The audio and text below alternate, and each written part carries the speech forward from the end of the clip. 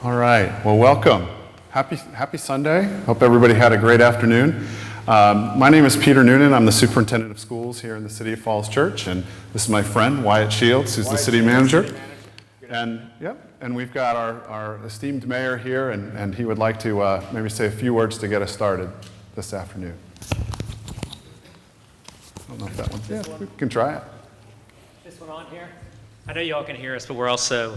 Is this? Yep, it's on. This is for the people on the on tape to be watching this on the web as well. So, I just wanted to thank you all for coming out on a Sunday. It's a gorgeous day, and so it's hard to be inside. But this is so important to our city to get this straight and to hear your input, your thoughts, your guidance to make sure we get all the details right. Most of the city council is here with me today. We were very interested in what you have to say. Letty Hardy's in the back, Phil Duncan right behind her, Mary Beth Conley, and Dave Snyder's here somewhere as well. There he is in the back as well. So for us on council, what you have to say, the questions you're asking, the things, the concerns you have are very important to us, and we want to try to address those because this is such a major project and so important. It's not even really once in a generation, it's almost once in a lifetime for the city. And so for this to work properly, we really need to get hit on all cylinders. And so it's important today, and it's important for you all because you're the ultimate decision makers in this process. This is going to a referendum, as we all know, in about 2 months. And so you are the deciders of whether this goes forward or not, and if so, ultimately one fashion as well, because we're going to seek your input on the commercial side and other aspects of this if it is approved. But this is the start of a process of providing information, and there's a number of other groups that are going to have forums and the like, and the city's going to stay engaged as well. But we wanted to start this process, give you as much information as we can. To the extent we need to answer further questions, we'll follow this up with additional meetings and additional information. So we're delighted to have you here, and thank you all for participating in the process. With that, I'll turn it back over either to Wyatt or Dr. Noonan. You want to say a few words? Then Sure, I'll say I'd just be happy a few to. words. Again, I will just echo the mayor's welcome and say thank you very much for taking a Sunday afternoon out. This is obviously a big moment in our school history here in the City of Falls Church, and our hope today is to be able to, again, share some information with you from a school's perspective and also from the general government's perspective about potential development and the like. So again, welcome, and Wyatt, I'll let you say a couple things and then we'll move forward. Thank you, Dr. Noonan. Again, my name is Wyatt Shields. I'm the city manager for the city. We do have a series of meetings in the community to try to get information out. One thing I will say, for everybody to be clear, for all city officials and school officials, we are not advocating for or against the referendum. Our mandate, our task is to try to get information out so that the voters can make a well-informed decision. And so that is the tone of everything that we will try to communicate over the next 2 months, of trying to get information out so people can make a well-informed decision. To that end, the League of Women Voters and VPUS are sponsoring an Oxford-style debate next Sunday. Bill or Martha, do you want to just give a plug for that? That's another event that will be there for the public so people can get informed. Right, it's going to be next Sunday from 3 until 4:30 at the Fellowship Hall of the Falls Church Episcopal, and the entrance is on Fairfax. So we hope there's a good turnout. The debate should be fun to listen to it, and hope to see you all there. And I'll just repeat that real briefly for the people watching at home on television. It's from 3 to 4:30 next Sunday at the Episcopal Church in the Fellowship Hall for that next event on the referendum. So with that, I will turn it over to Dr. Noonan. Great, thank you. Whoa. So we have a few slides this afternoon that we want to share with you.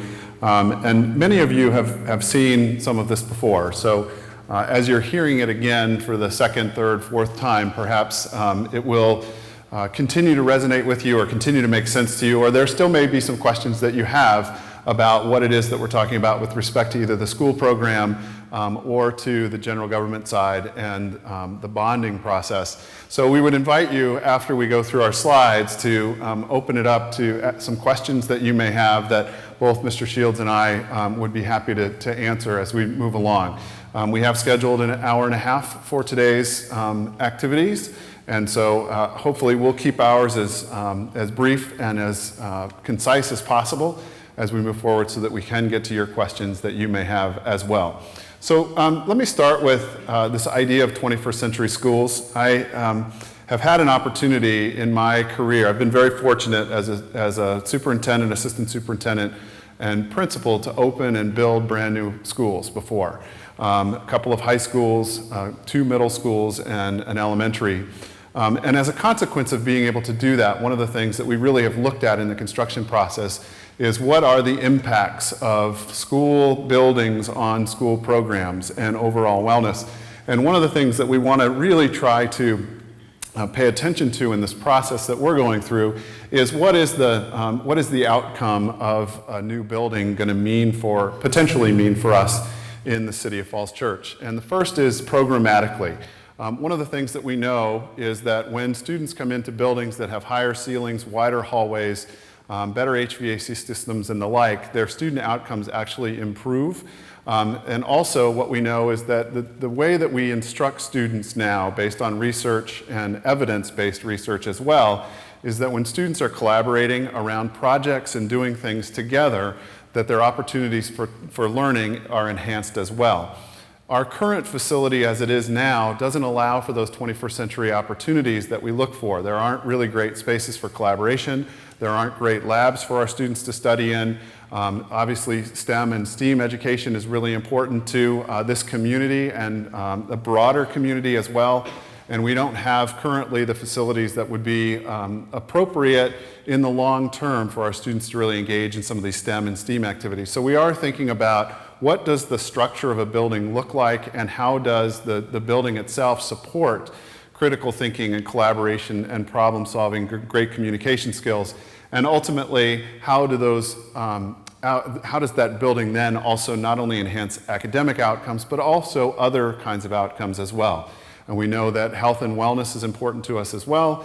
So as we walk around our buildings, again, with not as much natural light, with low ceilings, with narrow hallways, with old HVAC systems, we are, I think, in some ways at risk of having students not have as positive outcome.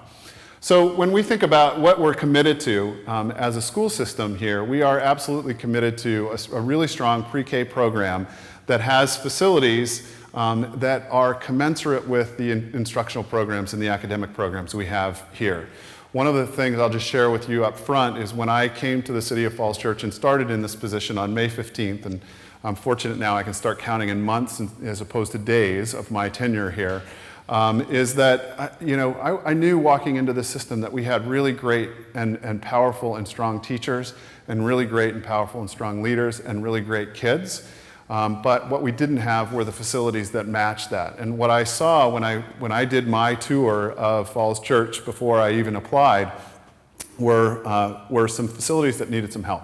And this building that we're in today is certainly one of them. And being able to substantively look at how do our facilities match our outcomes and our great programs is something that's important to us also.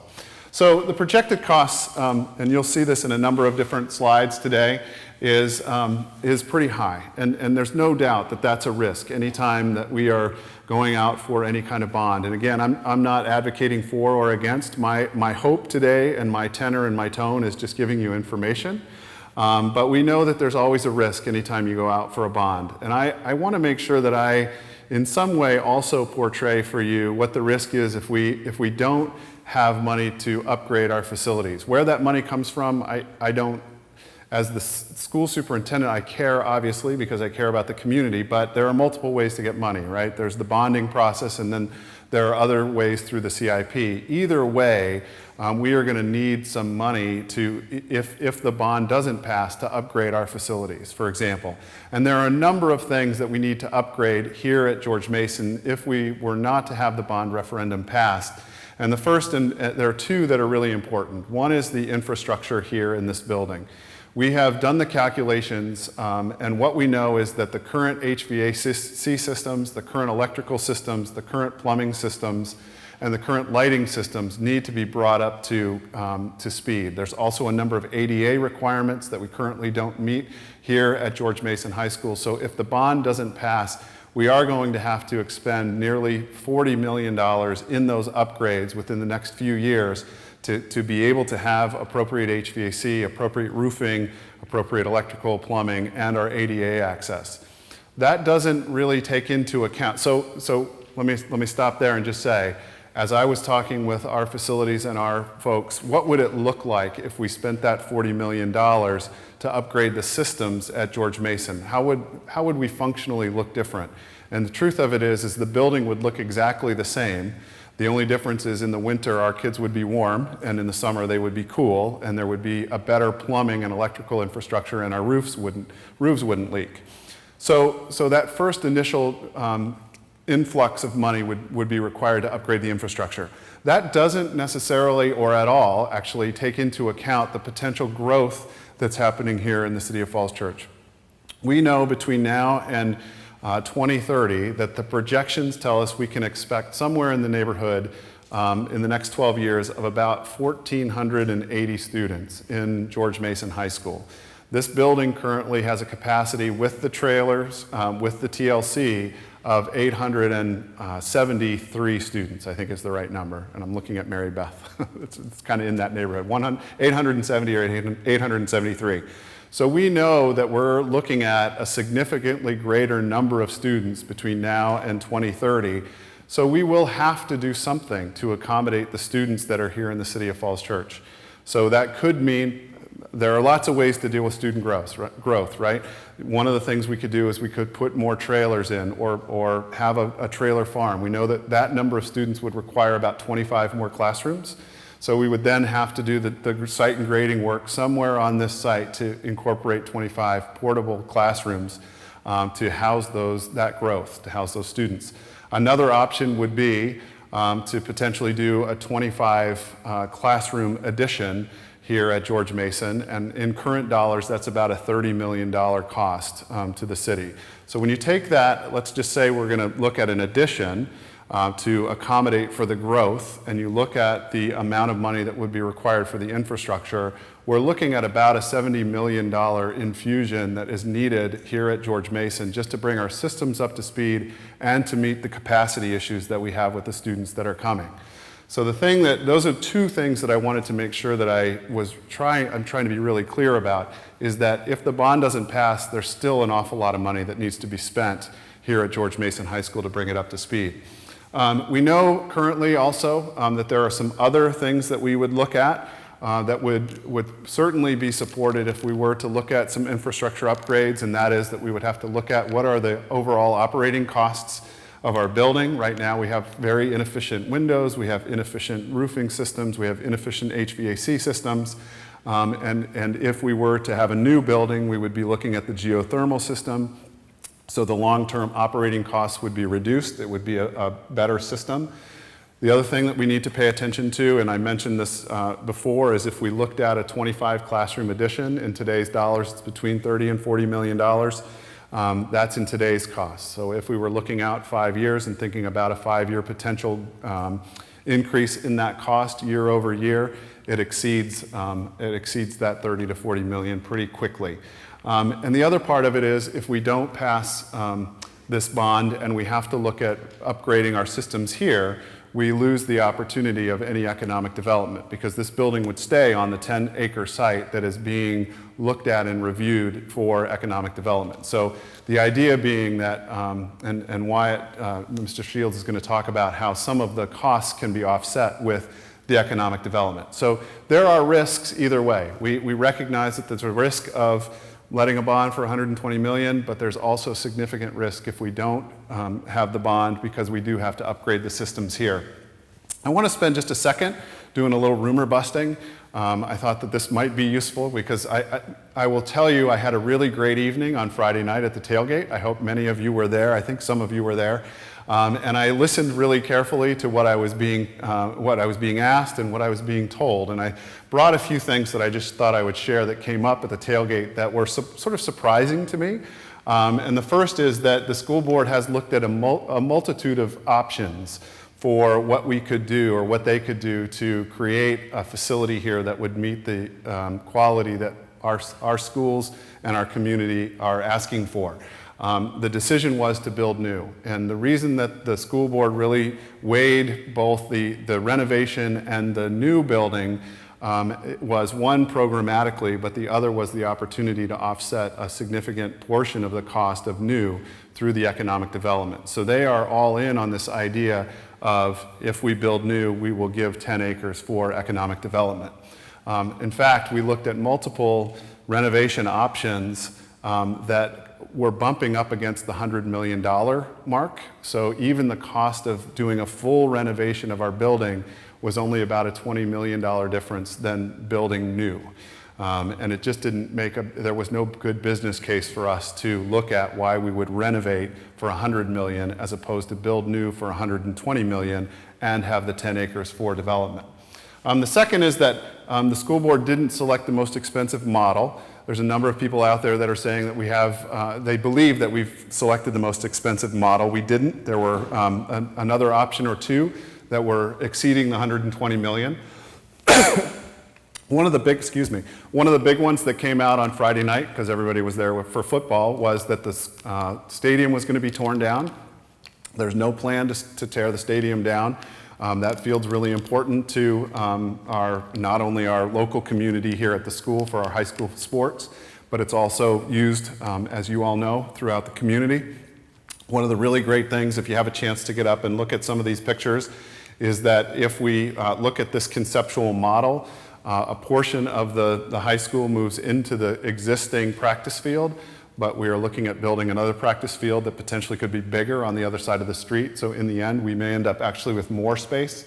The site was reviewed by multiple industry experts and determined that that side of the school, where we're sitting now, was probably best for economic development. There were some questions about us not looking at, or the general government not looking at multiple options and thinking about why couldn't it be down where the stadium is, the development, or where the fields are now. And there are too many issues down there, so the experts came in and said that this was really the best space for it. And the last is, and this is one that only time will tell, and only the proof is going to be in the pudding. But I will tell you this: we are back up and we are on target for a finish in the fall of next year at Mount Daniel. We have checked the boxes. We have moved through with the county. Any project that we do on this site is going to be functionally different and fundamentally different than what happened at Mount Daniel. And the reason is that we own the property, which we're sitting on now. Mount Daniel, if you don't know, sits in Fairfax County. It's our property, but we have to go through the zoning and permitting process with Fairfax County. We would not have to do that, and we would be in control of our own destiny if we were to build on this current site. So I wanted to put that out there. Just to orient you, if you haven't had a chance to look at these up front, this would be the new rendering of what it could look like as you walk into the main corridor. This would be sort of the grand entrance with a few steps up coming in. On the right-hand side would be the administration building, and upstairs potentially could be the library.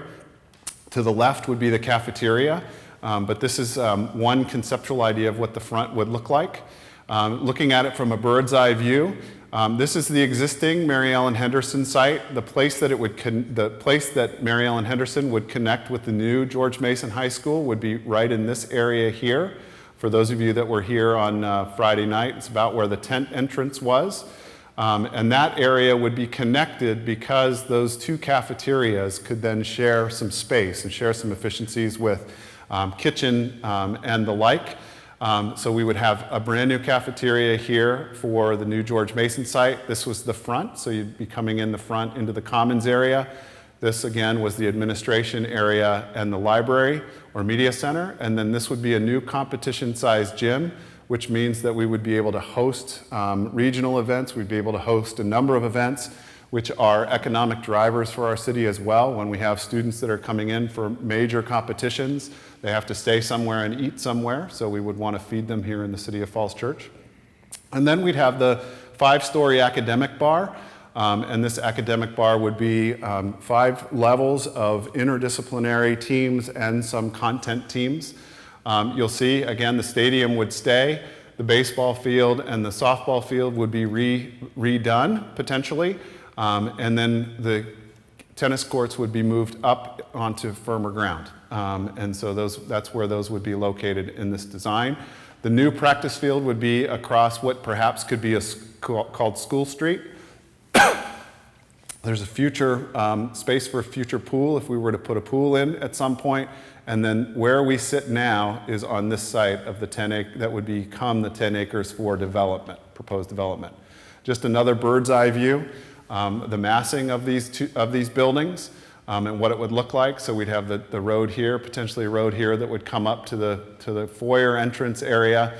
As you may know, this area over here at Mary Ellen Henderson is not the most beautiful. In fact, that's sort of where what is it that I'm looking for? It's where we keep the trash, and it's also where deliveries are made. It's the loading dock. Thank you, Wyatt. It's the loading dock, so we would look to do something to kind of dress that up with some gates or some plantings and the like. But this would be coming down, and then, of course, Route 7 would be up here. And then there's this detail I won't go into, but it gives you a sense of what potentially could happen on each floor with respect to the academic program in our schools.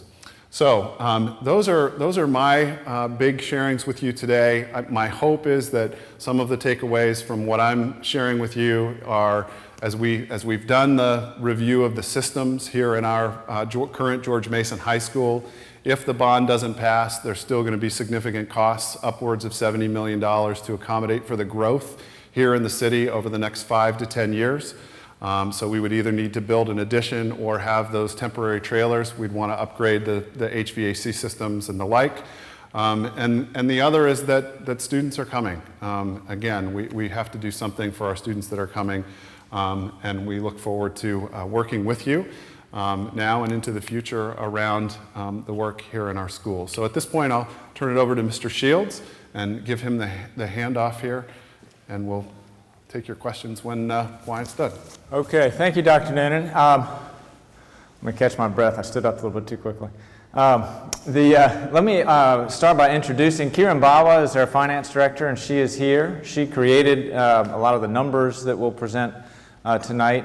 And I'll just say right up from the beginning, this has been a very intensive planning effort that's involved the city planning department, public works department, economic development office, has been overseen by the City Council and the school board, and the City Council has also created an economic working group that has been meeting on a regular basis. I think we've had probably 15 meetings since last spring, going through some of the latest aspects of our planning. And the big picture, what it is we've been grappling with for 4 years now is this school facility is very expensive. The land is very valuable. It's situated next to I-66, next to West Falls Church Metro. When we bought this land in the 50s, none of that infrastructure was there. That infrastructure has since been built, the area has grown up, and the land is tremendously valuable. And so the thinking has been really for 4 years now, is there a way that we could put that land to work in commercial development to help lower the cost of a new school facility for the taxpayers of the city? That's been the concept that we've been working on for years. Now, what is before the voters is this question, and I won't read the whole thing to you, but that's what will be on the ballot. And essentially, what we're asking for is authorization to issue up to $120 million in general obligation bonds for the high school. Now, let me back up and just describe a little bit about the city's current debt and how this would fit in. We currently have $51.2 million in debt outstanding. About 75% of that is going towards Mary Ellen Henderson Middle School, the TJ Elementary School, school facilities. And 1/4 of that, 25%, is debt that's been for the community center, fire stations, and other things like that. So to service this $51.2 million in debt, it requires $6.2 million every year for us to pay that off. Now, that's going to decrease over time as some of that debt comes off of our book. But today, 16 cents on your real estate tax bill is going to pay our existing debt service. Now, if you take a look at this school, we're talking about $120 million for the high school. We also have $33 million worth of other projects in the CIP, so it's important for the voters to be aware of the big picture in terms of our capital planning as well. The library at $8.7 million, City Hall at $11.7 million, and other transportation and other projects in the city totaling $11.8 million. So a total of an approved capital improvements program of $153 million. Now, in terms of the $120 million school figure, just a quick slide on how we arrived at that figure. That is all in. It includes the engineering, planning, and everything. And it also includes the cost of financing. So, in terms of figuring out what will this cost us in terms of annual debt service, we anticipate that it will cost $7.4 million a year to finance the debt for this high school. If you assume that we issue it as 30-year debt, and the city typically issues debt with 20-year terms, so that's a big policy issue. We've been modeling it now for months at 30-year debt issuance because of the extraordinary nature of this project. That does lower the cost to the taxpayer in the short term, but in the long term, obviously a 30-year term to your debt does mean more interest and more costs over the long term. It's similar to the way you finance your house with a mortgage. What we've assumed is that we would issue in 2018, and we would do this in the February timeframe. We would issue the first tranche of $18 million that would get us through engineering and design and beginning of construction. And then in 2019, we start with the very large issuances of $54 million, 45% of the total cost, and $48 million in 2020. So we're anticipating 3 issuances for the school. Now, there are affordability metrics when the rating agencies are looking at this. We're AAA rated today. We have very good credit. We have a very strong financial situation today. But these are the metrics that they'll look at: debt to assessed value, debt service to total expenses, and debt per capita. And on each of these metrics, we will become outside of the averages which are normal for Northern Virginia. So taking, for example, where we are today, I'll show 3 charts that just go through a couple of these metrics.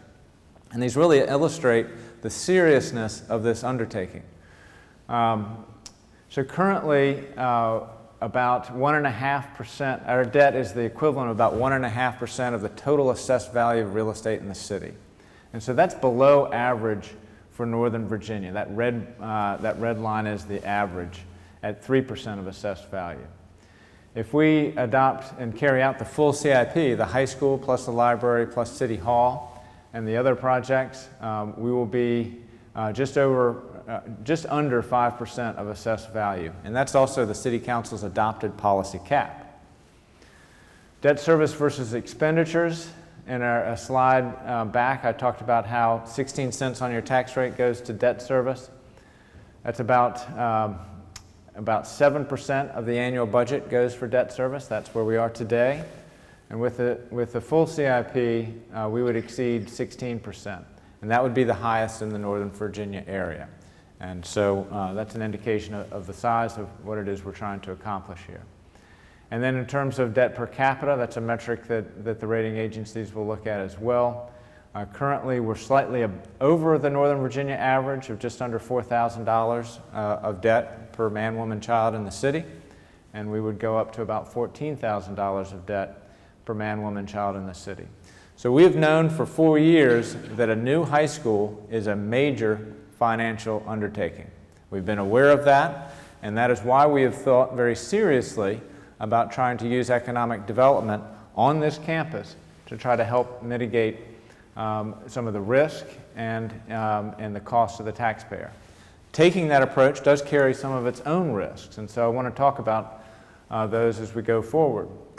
So if we just did it straight, without any economic development on the campus site, we're talking about just over $1,000 for the average homeowner in the city. So that's a homeowner with a $700,000 house. That's what the average is today. That's the equivalent of 15 cents on the real estate tax rate today.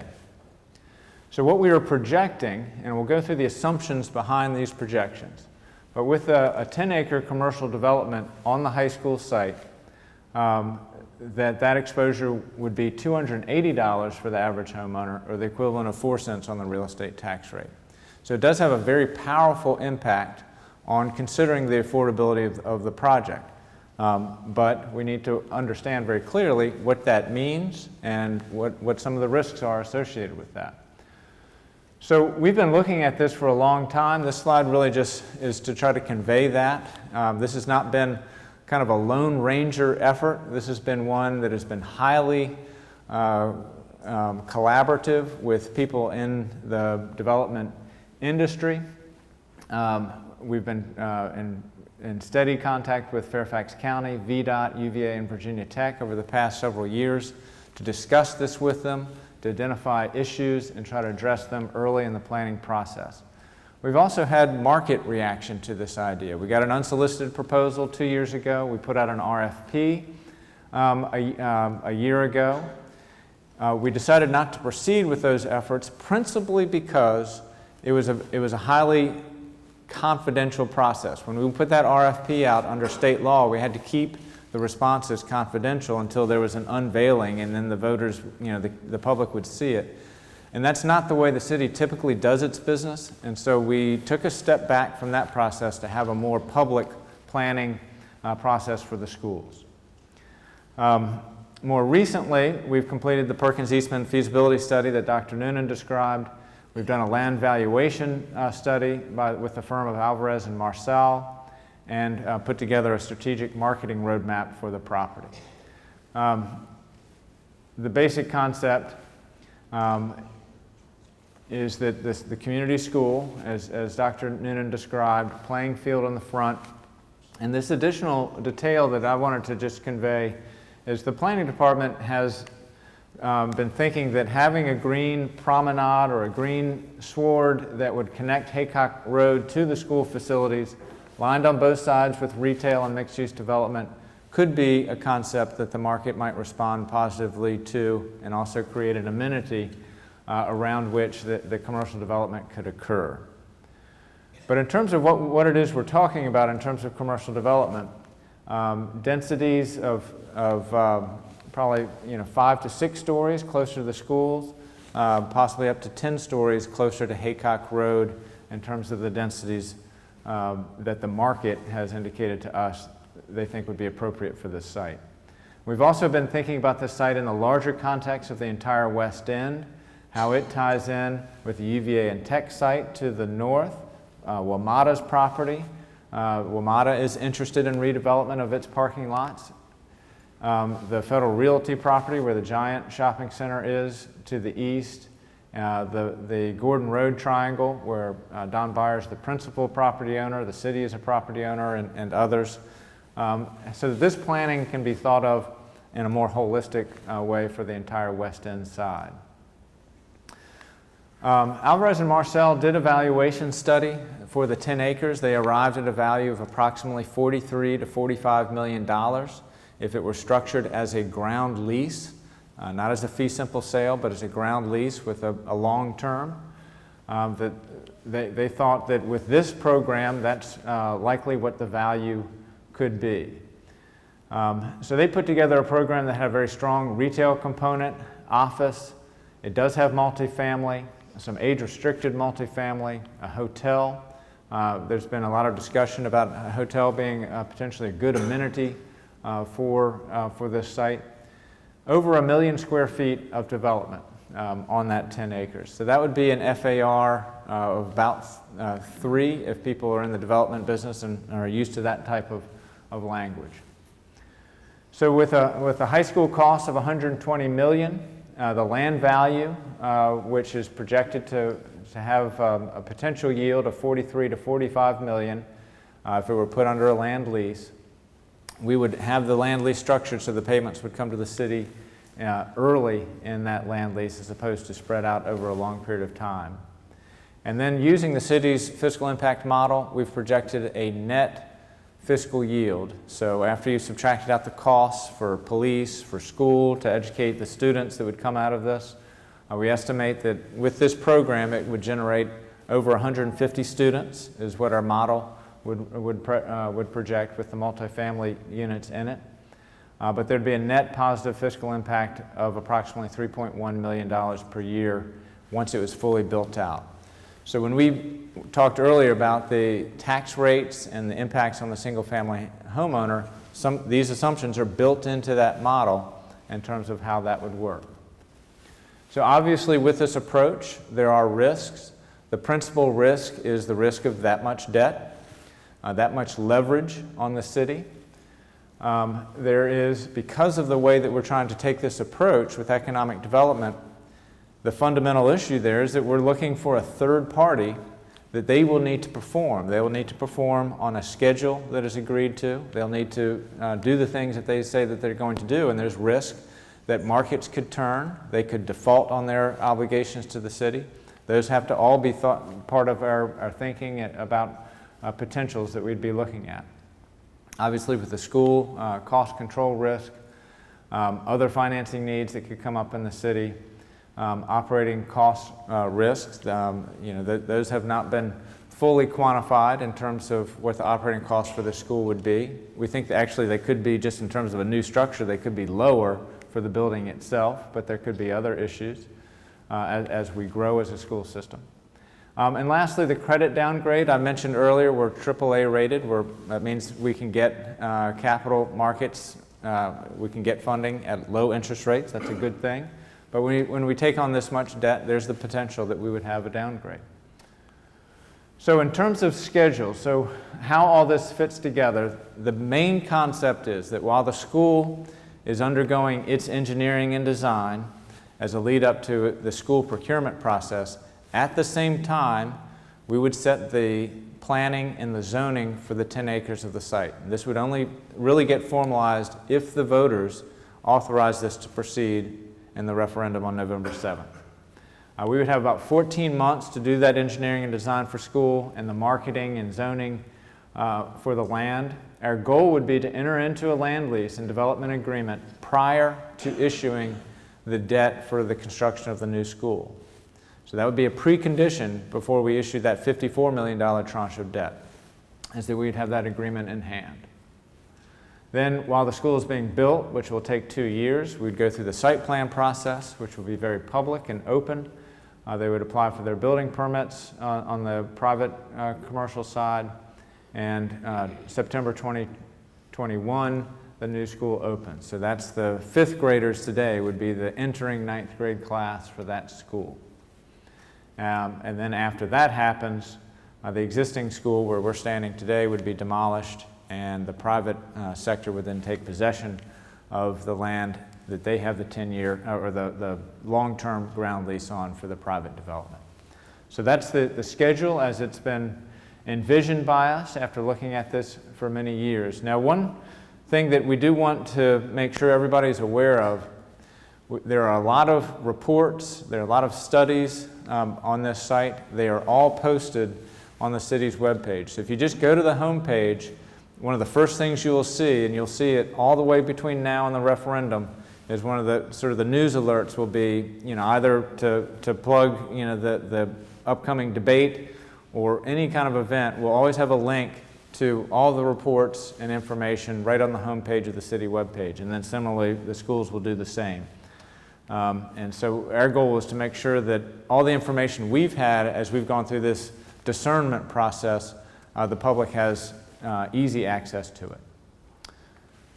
Just to add on, we did ask Mr. Brett to pull up the 2 websites so you could just kind of see how they interact with each other.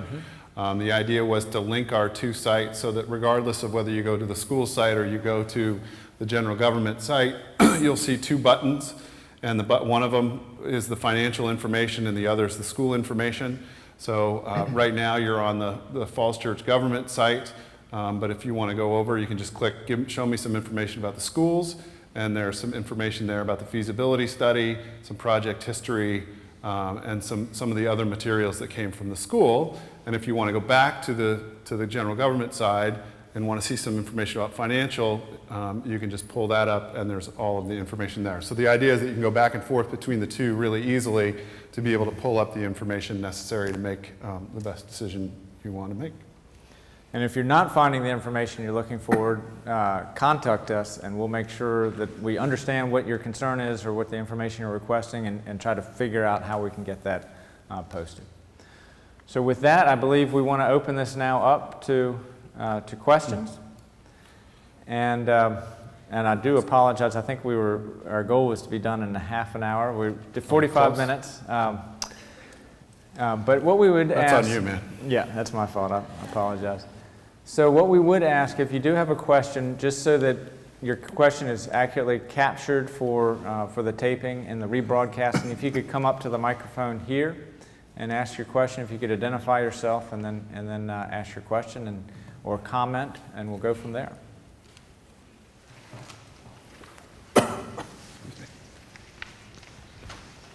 Hello, I'm Richard Crispin. Thanks, both of you gentlemen.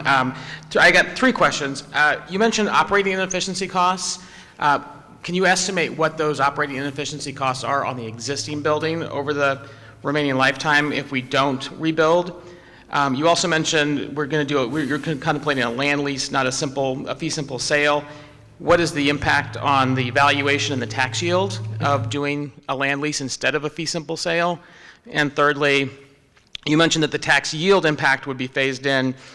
Would any tax increase also be phased in, and what would be the schedule for any tax increase if there was to be one? We're going to get to yours really quickly because the answer to your question from the operating cost standpoint from today in terms of what is the total cost going to be in the long term, we're working that detail out right now. So we hope to have that up on the website in the next week or so you'll be able to see it. In terms of the land lease versus fee simple sale, they're very comparable. Alvarez and Marcel has been our advisor on valuation. Their report, which usually would be confidential, we've made it public because we just think people should see it. So their price at $43 to $45 million assumes the 99-year ground lease. So it is, from the financial markets, it's almost like a fee sale. The reason we like a lease is in terms of a gift to our successors, we think that would be a great benefit to the city to have that come back into public ownership at the end of that term. Granted, it's a long time from now. In terms of the tax increases, if the referendum passes, what my recommendation to the City Council and all of our financial modeling is based on is that the City Council would adopt that 4-cent increase in the tax rate next March. Next April, when they adopt next year's budget. The reason for that is that the way the model works is we would raise the taxes immediately to build up our reserves and help smooth out the first 6 years of this project are the most painful in terms of cost because of all the existing debt that's on our books and the other CIP projects. So if that is done, we'll build up our reserves and try to smooth that out. Two other key things to understand is we currently have $10 million in reserves. That's proceeds from the water sale. That is dedicated to this project also to try to smooth out the debt service. And then the payments of the $43 to $45 million, they also would go into capital reserves and be used to reduce annual debt service. That's the way we've modeled it. It's certainly open to discussion on how you do these things, but one of the ways we've tried to structure this is to reduce the impact of the taxpayers for this very large and significant project.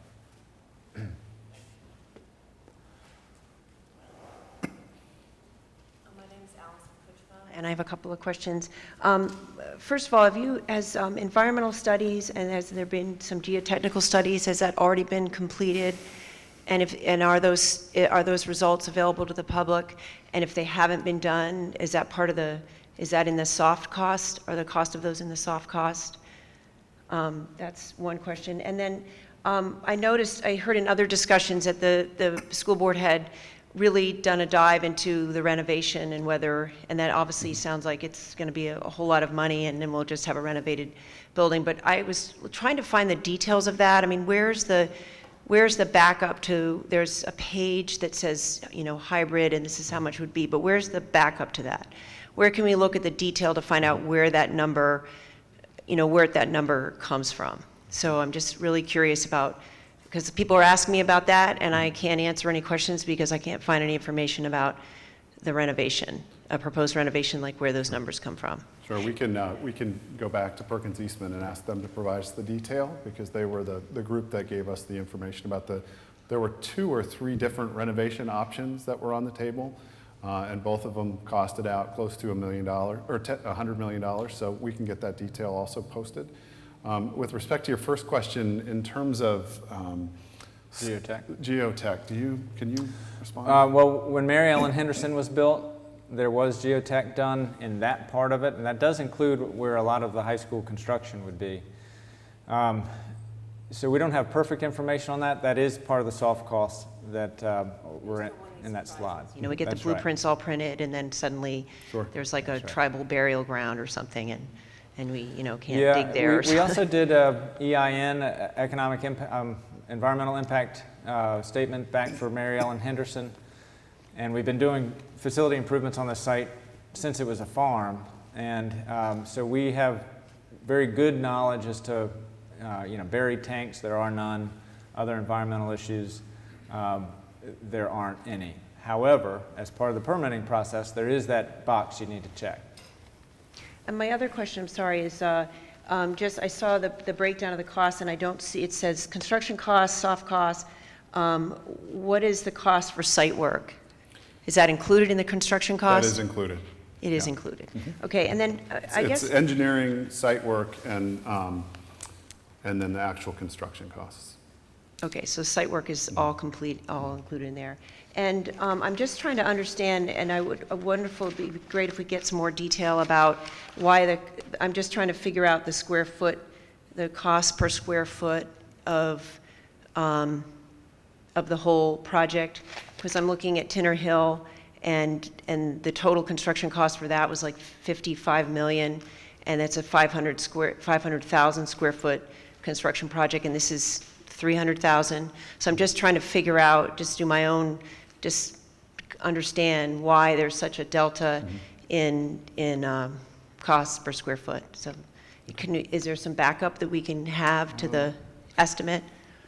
Like, I mean, they must have gone through the more detail than what's here. Yeah, I'll see what I can find out from Perkins Eastman, because they have a builder and contractor that they work with that costs things out. So I'll see what I can find for you. That'd be great. We'll put it up Thanks. for everybody.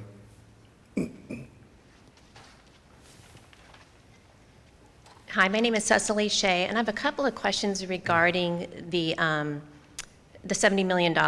What would the tax rate look like that, since we've got, looking at 4 cents on the tax rate for the tax rate for the 120 million when we're able to do economic development? If we're not able to do economic development, what would the tax rate be on the 70 million?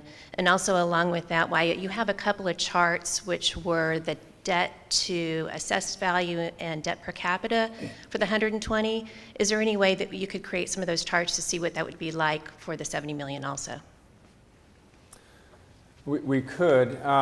We don't have let me back up. There was a meeting on February 4th at Mary Ellen Henderson Middle School where we worked through 3 options. And one was the renovation and expansion. The other was build in 2 phases. And the third was build new.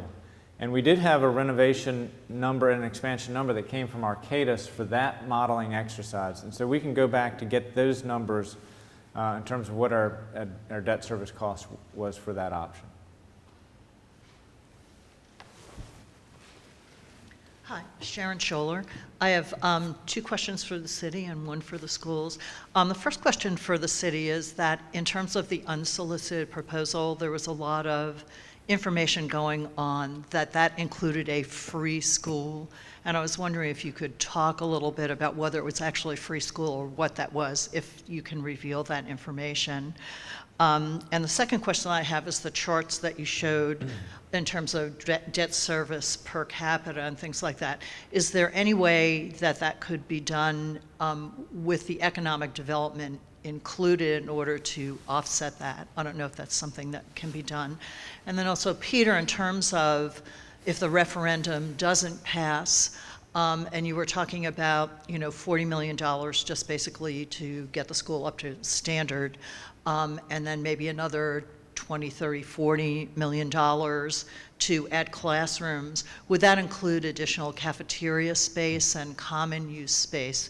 Because I know one of the issues that we've had in the schools when there are a lot of students coming in, and this was true when George Mason was a 6 through 12 school, and the population increased, that kids were eating breakfast at like 9:30 in the morning. So I know that's one of the things that's of a real concern to parents. And is that something that we would run into if we didn't approve the referendum?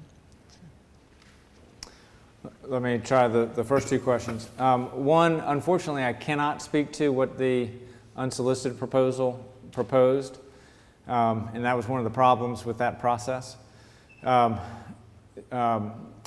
What I can say, however, is that what we're presenting is, with economic development, with our team of planners and Alvarez and Marcel and outside experts, what we're showing is approximately 70% of the cost being covered through the economic development.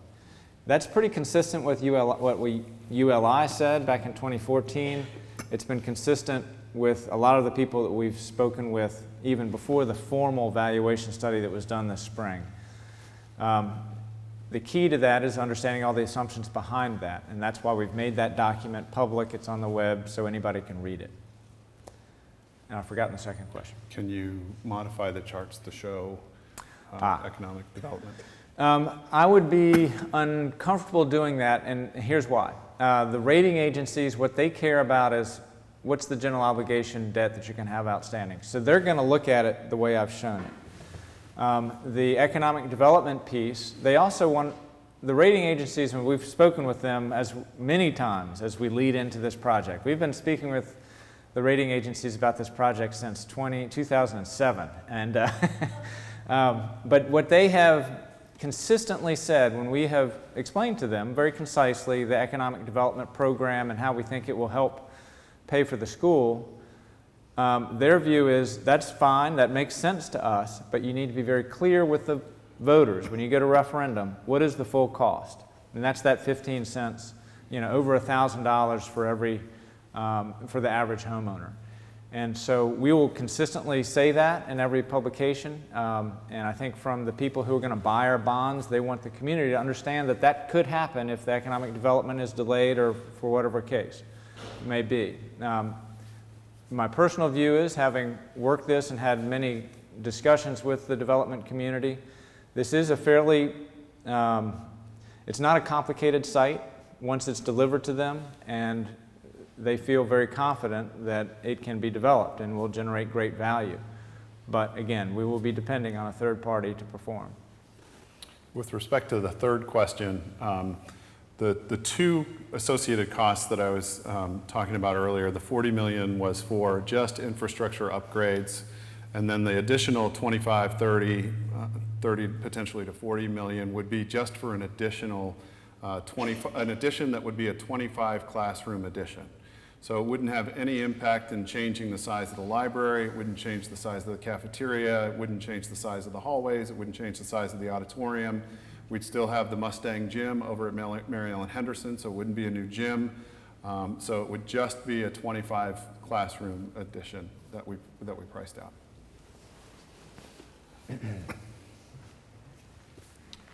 My name's Curtis Schaefer, and I have two questions for you. First, I'd be interested to know how much money the City of Falls Church and the school board have spent to date on this process.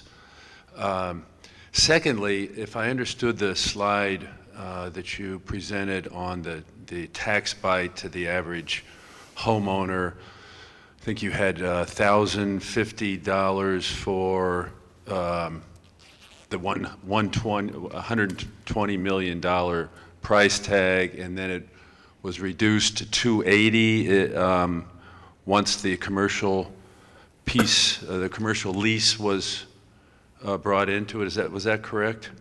I'll put it up there. That's correct. Okay. So, I mean, all of us here who are taxpayers, if you look at that, you say, well, damn, I'd feel a lot better getting a new high school and paying the $280 versus the $1,000. It's just, those are better numbers for me as a taxpayer, right? So, given that, my question is that you've been at this for 4 years, why isn't the commercial development piece of it farther along? It seems to me like you've let that lag, and it's every week in the newspaper there's you know, the new idea for what's going to happen to that. But as taxpayers, I think we'd be a lot more comfortable having a better idea of what it's going to look like and what might be going in there, and two, how soon that tax bite could be reduced. That's a great question. And really the reason the City Council and the school board authorized the RFP back in 2015 or 2016 was to accelerate that process. Let's find out from the market directly, what will they pay us for the land and what will they build there and how much will it cost to build the school? So I said one of the problems with that process was it all had to be done behind closed doors, and that was a problem. But problem number two was the developers who responded, and there were only 2 that responded, they knew that they had to spend a whole lot of money on planning and engineering on that commercial development side before there was a referendum. So what that meant was they took a very safe and possibly, you could say, not as imaginative approach as we might have hoped for. And that's because they knew they had many hoops they had to jump through. They were going to have maybe 4 years before the land would be available to them. With a 2-track approach, granted, we still have to build the school, but if the referendum is approved, that big step would be resolved, and the commercial community at that point will say, okay, this is going to happen. Now we'll come to the table in a really competitive process, which we expect it to be, to compete for it. So the reason we haven't gotten serious commercial proposals, frankly, is because there's a school in this site right now. And out in the world of economic development, it's a very competitive world to get these great developers to do good things. They're willing to go out on a limb on a greenfield site or something that's ready to go. They're less willing to do that when they know there's a lot of steps before they can take possession of it. Do you want to answer the question about how much we've spent on this? Yes, we have spent about $800,000 since 2014 on studying this process. The majority of those costs were incurred evaluating the unsolicited proposal and then in the RFP process. And the main cost driver was legal. When you go through that process and you're paying lawyers to vet all these or to develop the procurement documents and then vet them, that's where a lot of the costs were racked up. The other sort of key things that I think we've come out, the Perkins Eastman study was approximately a $58,000 contract, and the Alvarez and Marcel contract was similar, it was about a $58,000 contract.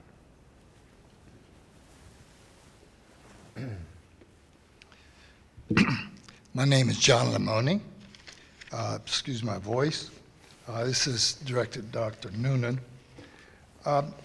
You said with a considerable amount of certainty that the school enrollment is expected to be about 1,500 in 2030, which would be about 67% of the current school enrollment, according to the numbers from I've seen on the school system website. But I've been looking at some studies done by Weldon Cooper on demographic changes. Was a study done in January of this year. I've been looking, and I understand Weldon Cooper does projections for the city, and I've been looking at what projections that the city has done towards the future since 2009. going forward, and also in Arlington County. And I come up with the Weldon Cooper study on population, on demographics for the state of Virginia, points out that after 3 decades of pretty high rates of growth in Northern Virginia, that it seems that the growth has dropped pretty precipitously, in fact, may be reversing itself. They say that Fairfax County, which is a pretty large adjoining jurisdiction, seems to be losing population right now. Arlington County, on its school website, said they would be losing population if it were not for the fact they've had a huge influx of immigrants from overseas. And given the current political situation in Washington, I doubt that rate is going to continue. But of course, others may have a different opinion. And from what I see in terms of projections, any projections that go out, Arlington says any projections more than 5 years out, or 5 years out, I'm sorry, you've got a 10% rate of error, which is not unusual. And we're going out here over 20 years in this 1,500 projection. And I've looked at the projections done by the Falls Church school system, as I said, since 2009, 2012, 2015, 2016. And I just as an example of the kinds of fluctuations one can get, I took the actual number that the school system has. And in 2000, and it was the projection in 2009 was 20% off. The next year, the next projection, 2013, the error went completely in the other direction. So I know that the projections are pretty good in terms of projecting next year's enrollment based on current year's enrollment. When you go any further out than 5 years, it really gets pretty shaky. And that's both Arlington and that's admitted actually on the Falls Church website. So, and I have, I realize that we've had a large influx of population here in this city recently. We've also had a large increase in housing stock too. Not single-family homes, but in other types of housing. So, but the question is, can we really expect this kind of demographic increase given what's happening in surrounding jurisdictions? Maybe we can, but if we do, I've done a projection that in the school system, and I know I had some interaction with your predecessor several years ago, and she made the point that the number of students going through the school system by the time they get to when they graduate from high school, a very high percentage or have been in the system for the whole time, from kindergarten. So I just find it's a very risky projection for this very large strain on the city's finances, and also but even if we were to get this population growth, I've estimated that we'd need a doubling of the non-single family housing stock. That's pretty dramatic. So I'd just like you to comment on that. Well, thank you for raising the question about our projections. We've had pretty good success with Weldon Cooper in the past. A small percentage variance. I think projections are traditionally hard to do. But it's just for a year ahead where you've been close. Right. Not several years ahead. Right. Working in other systems, I've had an opportunity to use projections in the longer term, and for the most part, they've been within about 3 to 5% over that course of 10 years. We're talking about a 12-year projection right now, because 2030 really is closer to 12 years. So I have some confidence. I have great confidence in what the projections are telling us, because we're seeing, one, a turnover in housing. We have a number of new families that are moving in. We have more density housing plan, higher density housing plan that are going to yield students. And we are seeing more kids come into our system. So I have some confidence in the fact that we are growing in numbers, and I'm seeing them this year, just in our first day opening numbers. So we work with the best data that we have. I feel like Weldon Cooper has been pretty good, and I don't know how else to respond, except those projections are what they are, but they've been pretty solid.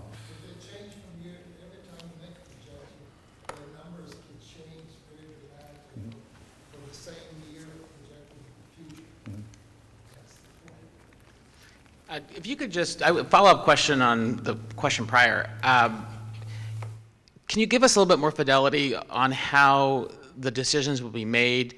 So I heard your point about the referendum being, we need to have the referendum pass in order to get developers to take us seriously. So if the referendum was to pass, and then we were to ask for real proposals at that point, is there a stopgap? Like how exactly would those decisions get made? So like as an example, if the proposals we got back looked better or worse than what you're projecting, would we have an opportunity to go and make a different direction or make a different choice? Or are we then, once we pass the referendum, it's all, the game is over? Does my question make sense? It does make sense. And it's a good question. The bottom line is that the City Council still has a formal legislative act it would need to do to approve the issuance of the bonds. And the City Council, I think, would be looking to make sure that our plans are proceeding the way that we thought they were going to proceed before they would take on the big obligations. So a key point in the planning process is that we have that development agreement that has been signed before we issue the construction debt. If we achieve that, then the risk that remains is that for the 2 years that the construction is being built, if there is a major change in market dynamics that mean that the developer doesn't do what they agreed to do, now there'll be all sorts of sanctions and things to tie them to do what they say they're going to do. But at the end of the day, we're talking about a $350 million commercial development. The developer is going to need to have the market in a way that the developer wants it to be in order to make that investment. So I do think that the key point will be that issuing that first tranche of debt and really assessing, making sure that we're where we thought we were going to be or where we think we need to be before we issue that first big tranche. That would be post-referendum. Yeah. But after we get commercial proposals? Yes, we will. So the planning process is for the land transaction, it'd be a two-step procurement. First, an issuance of a request for qualifications. And for that, we want developers to submit what their balance sheet is, what their financial strength is, what their concepts are, a notional value for the property. That's RFQ. Then we shortlist those respondents to participate in the detailed RFP, and that's where you really get into the nuts and bolts of it. That's the way we envision that happening. So next August is when we will be looking at the RFP responses, the second phase, and picking the top-ranked respondent.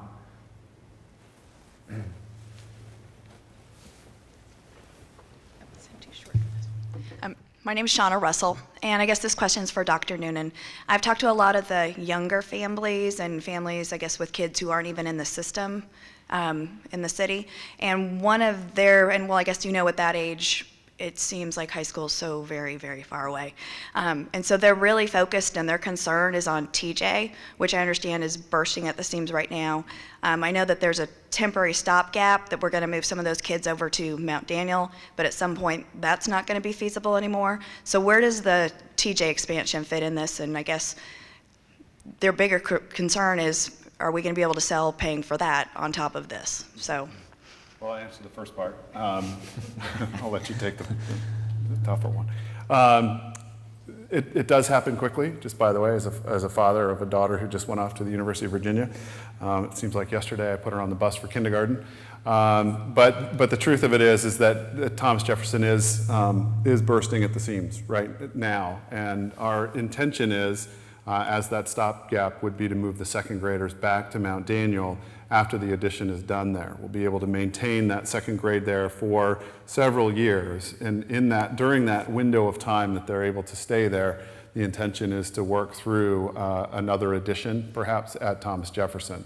That's been part of the CIP conversation already, and that's part of the next 6-year plan. I would anticipate that we would look at putting something in the CIP within the next year or two in the out years to get that addition put on. With respect to paying for it, in addition to this, I think that that's another risk that we have. But once that TJ, and I'll just say this, once that TJ project is done, and if the referendum passes and the high school is done, that takes us out for 20 plus years, 25 years into the future with facilities here in the city. And we wouldn't have to touch them again for a very long time. Allison Kutchma again, it's real short. So if our bond rating goes down, is that likely to affect interest rates that will be available to us for expansion for TJ that we might need? Is that part of something we have to think about? Potentially, yes. Can I also jump in? Let me just add one thing. No one knows what interest rates are going to do. But we don't pretend like we do. In the numbers that I've presented, we've made an assumption that interest rates will be 4.5% at the time that we are doing the big heavy lifting, and then 5% for the final tranche of debt. So that's the assumptions that are built in. That could either be viewed as market risk or downgrade risk, whichever way you look at it. We're not saying we're going to have a downgrade. We're just trying to build those interest rate assumptions in at the numbers I've cited.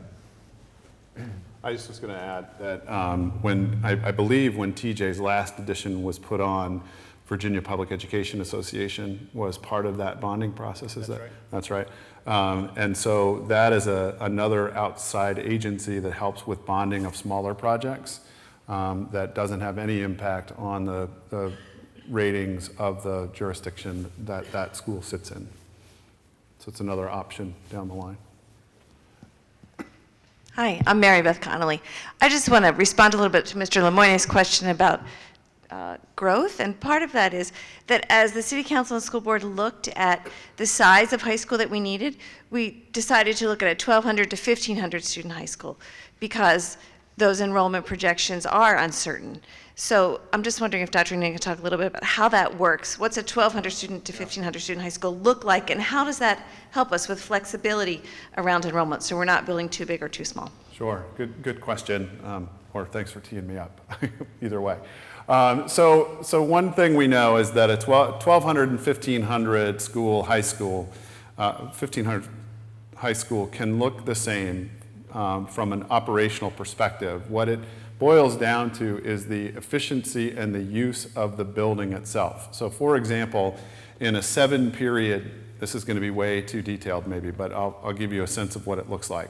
So on a 7-period day, a teacher might teach 5 of those 7 periods. That classroom then that teacher's in is used 5 out of 7 periods, meaning that 2 periods during the day it's vacant.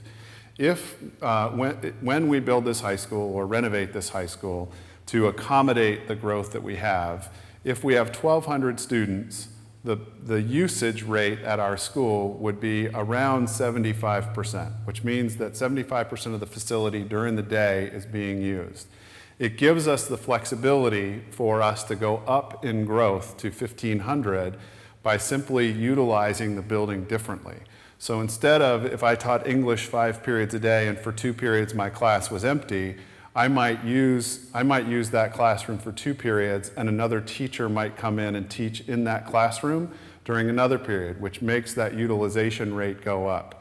If we were to utilize all of our classrooms at 100% of the time, we could accommodate 1,500 students plus in the design that's there. Actually, 1,500 gives us a utilization rate of about 90% in that building. So it gives us the flexibility between 75% usage and 90% usage, and still even gives us just a little bit more room for a few more students if we went to that 100% utilization rate before we had to start to put trailers there. And the idea is to not have to do that, to give us that flexibility. So we built it for about a 75%. We're looking at building it at about a 75% utilization rate. Hopefully that makes sense.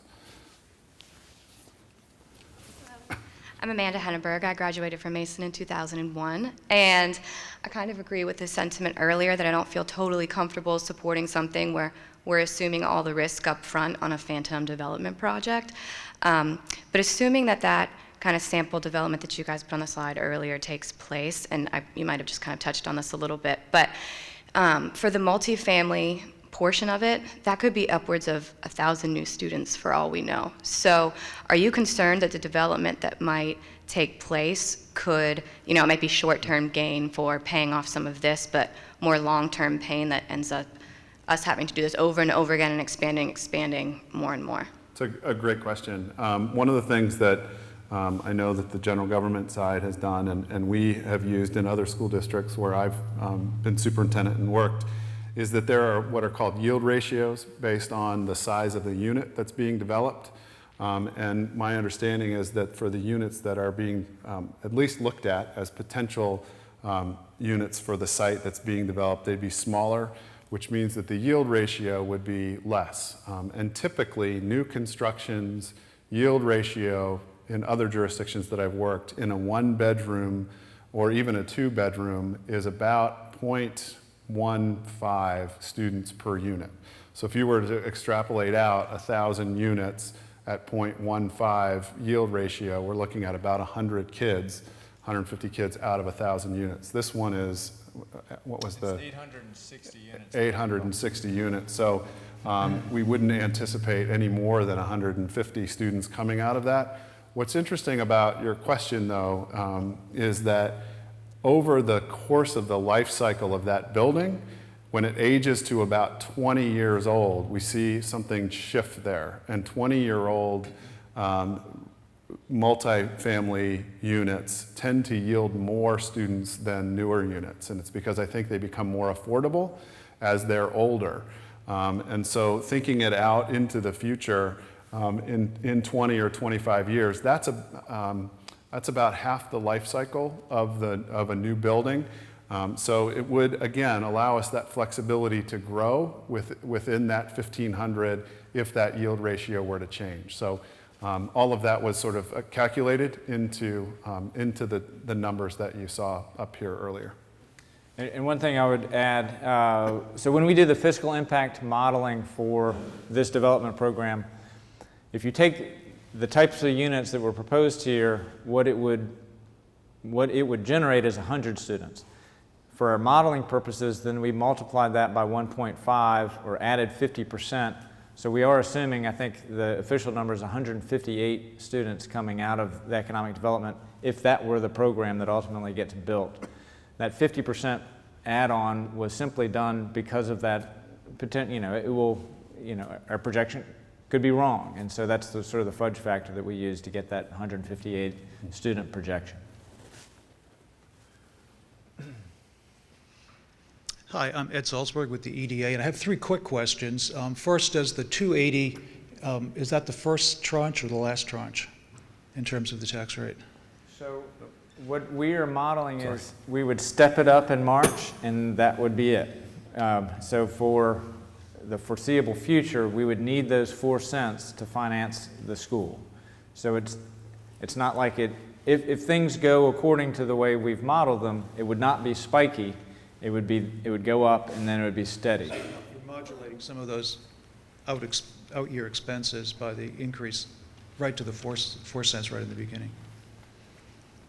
I didn't follow, I'm sorry, I didn't understand. Well, just by raising it to 4 cents right away, Exactly. you're right. you're sort of leveling it off, Yeah. so it's average for a lot. And also, we know that consolidating 10 acres is really hard. We know that we've never done that in Falls Church before. So that's a real advantage to have the site 10 acres under one ownership. Every time we've tried to do that, like the city center, we ran into problems just on that. Do you know of any other 10-acre site near a metro within the Beltway? Just sort of looking at what the demand would be for this kind of a site. What's the real value of this site? I don't know that there's any other like that near a metro inside the Beltway. And be interesting just to find out if there is, because this may be the most unique site, on the eastern seaboard near a metro. And then finally, have we considered what the taxes are going to be on the developed site, on the commercial site, and include that in the economic projection? What the taxes would be? Yeah, that's going to be several million a year, I think. Is that included in the drawdown to the 280? Or is that just the capital cost coming from the developer? So what we're assuming from the fiscal impact model is that it would generate a net fiscal impact of 3.1 million, and it would come in on phases at max build out at 10 years from now. So we've sort of phased that positive fiscal impact in over time, and then it goes up to that 10-year, $3.1 million net fiscal impact. We are using today's dollars. We're not using 10 years from now dollars. We've just kept it kind of simple that way. You know of any other 10-acre sites? Inside the Beltway, it's a pretty rare and special opportunity. And again, a way to think about it is we're an institution. We're going to be here forever. So if you think of other institutions, they might have made land purchases 80 years ago or 100 years ago. Think of CSX with all of the land at the Potomac Yard. Well, in the old days, they needed all that for their rail operations. But the land values grew up, and they determined, well, we ought to sell our land because we could operate more efficiently and realize the great value that this real estate that we have now is.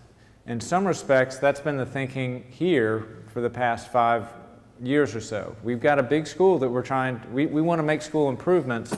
We've got land that we bought 60 years ago. Things have changed now. That land is much more valuable. So can we use our land more efficiently and then tap some of the value of the surplus land to accomplish our goals? And that, in the simplest sense, that's been the thinking for the whole planning process. Good afternoon, and thank you for all the citizens that are here. Could you show the aerial view one more time, because there's a current transportation development that people need to be aware of and that I wanted to ask the city manager about. VDOT plans a ramp, if you will, directly from I-66 East to serve the East Falls Church Metro Station. And that's a current issue that's up for discussion.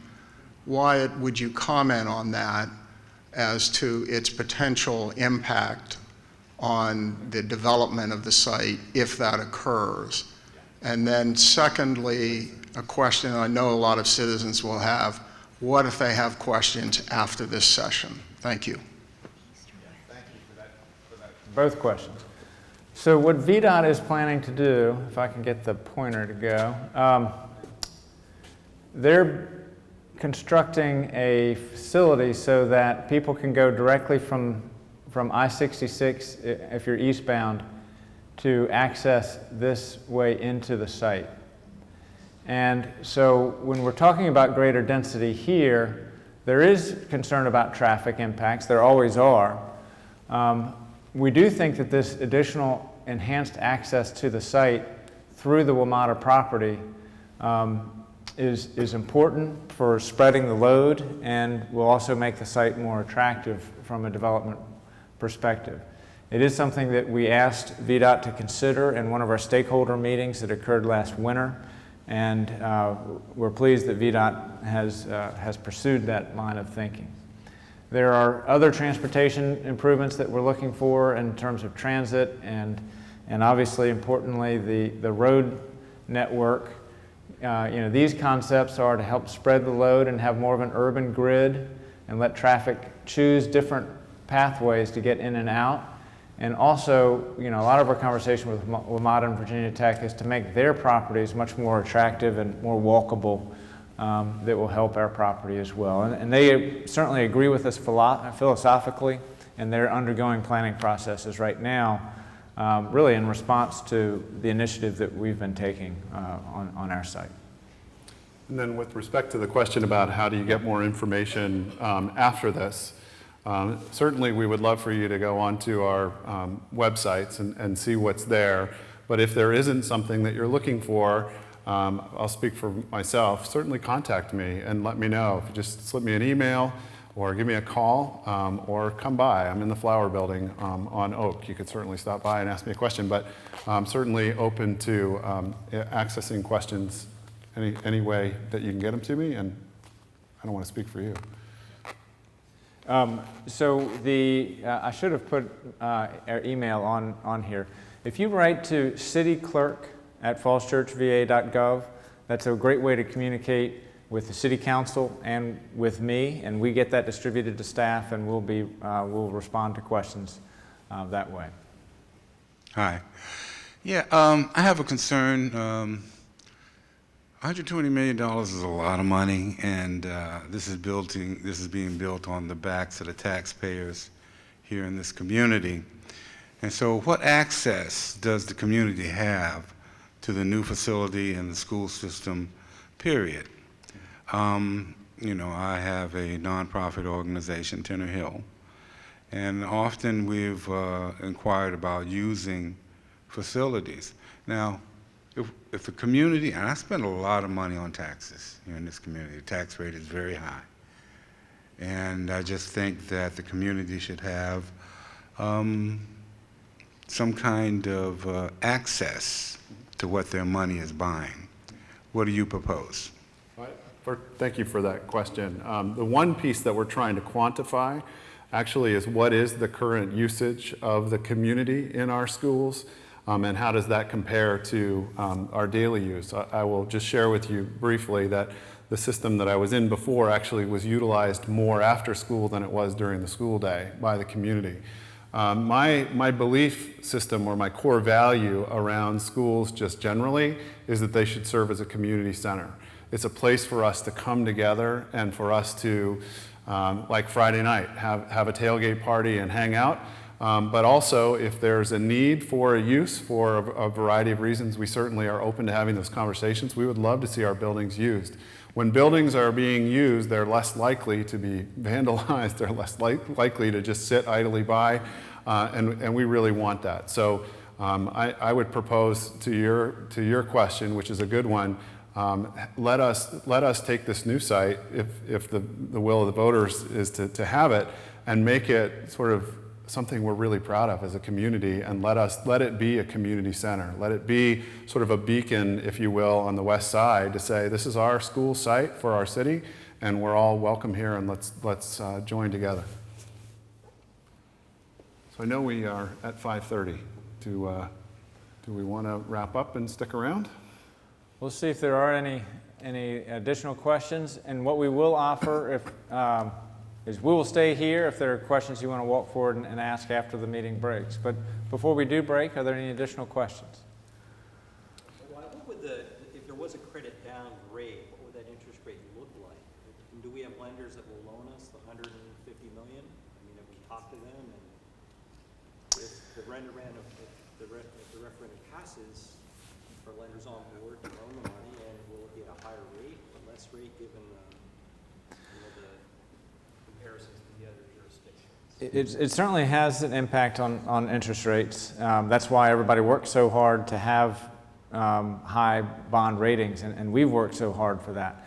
The only thing let me just be clear, we've spoken with with the rating agencies about this project and the scale of this project for many years now. And they have kept our ratings as they are, knowing we have this major capital project coming forward.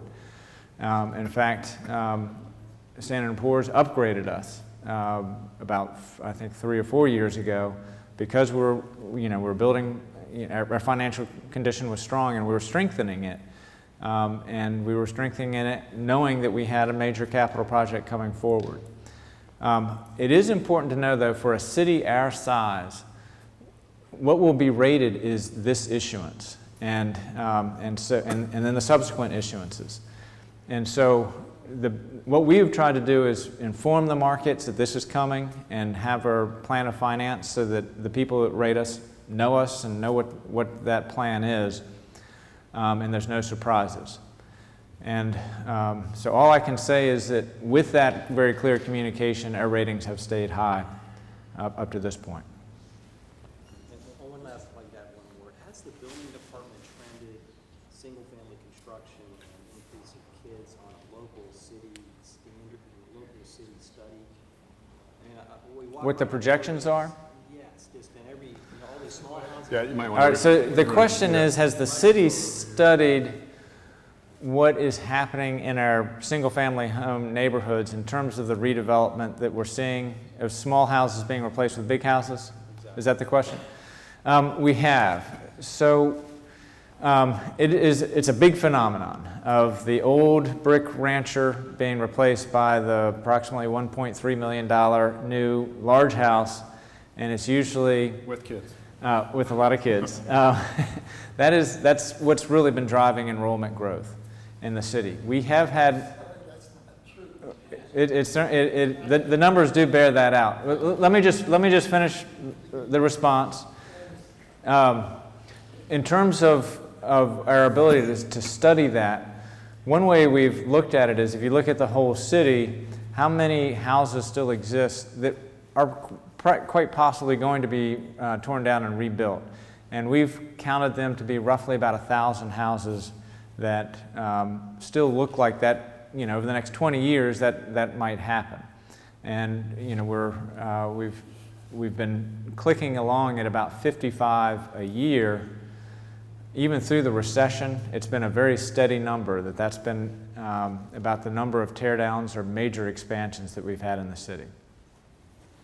One thing I will just to caveat, because what I would say is that the single-family homes has been a major driver of enrollment growth. It has not been the only. Another driver of enrollment growth is that in our older housing stock and multifamily, we've had an increase.